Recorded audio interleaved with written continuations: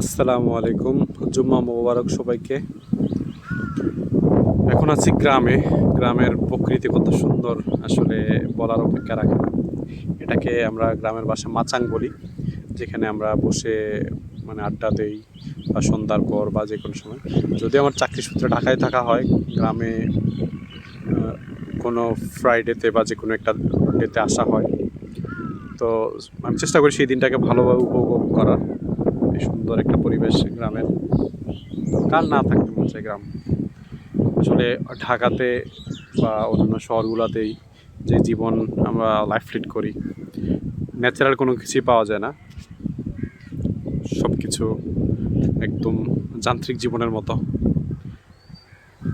কত সুন্দর পরিবেশ দেখছেন গ্রামে, কি শান্তির জায়গা।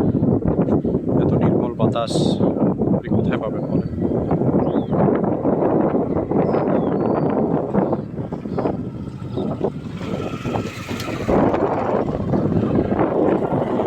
বাতাসের শব্দ নিশ্চয়ই শুনতে পান। জানি না বাতাসের শব্দে আমার কথা শোনা যাচ্ছে কিনা।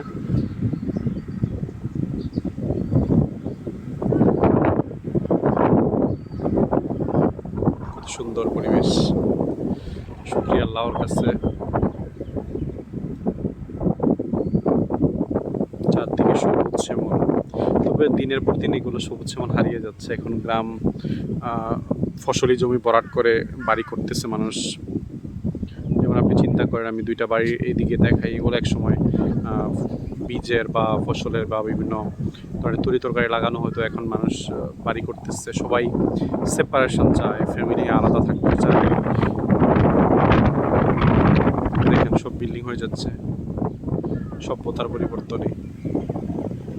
আগে যেদিকে পা দিতাম সেদিকেই ছিল কি ঘাস, এটা ছিল মাটির রাস্তা, ইটের একসময় বা পাকা হয়ে যাবে।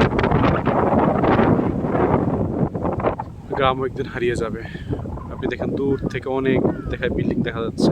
আগে গ্রামে মাটির ঘর, টিন শেড এগুলো থাকতো বেশি, এখন আর এগুলা নাই। সবাই ভালো থাকবেন, সুস্থ থাকবেন, সুন্দর থাকবেন। আসসালামু আলাইকুম।